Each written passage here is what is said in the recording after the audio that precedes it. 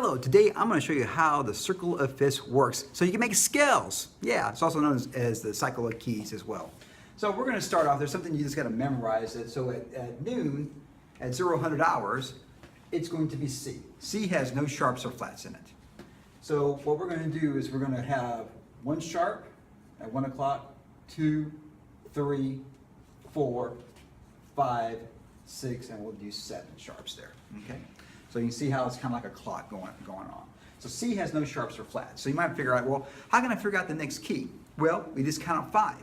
So if we go clockwise, we count up 5. So we're going to be C, D, E, F, G. G is 5 away.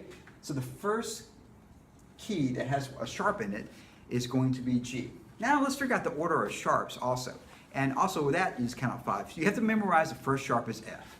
So the first sharp is going to be F sharp. All right.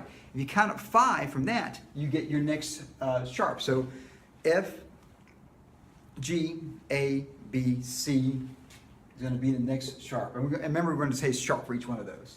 We count up 5 from G, G, A, B, C, D. Okay. So I'm not going to do it every single time because I just know those. So if I count up 5 each time, I get F sharp and C sharp. And then the sharps, I'm going to count 5 each time for that. So G sharp will be the next one. D sharp will be the next one. A sharp will be the next one. E sharp. And then finally B sharp. Okay. So of course, and every time you're just going to add more. So with one sharp, you just have F sharp. Here with A, I have 3 sharps. F sharp, C sharp, and G sharp. So that's how this theory works and the land of the sharps.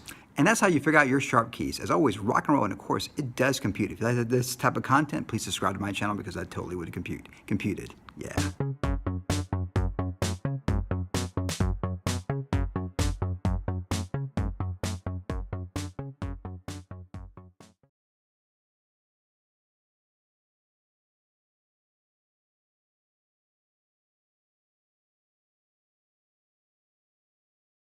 So you just do it just like that.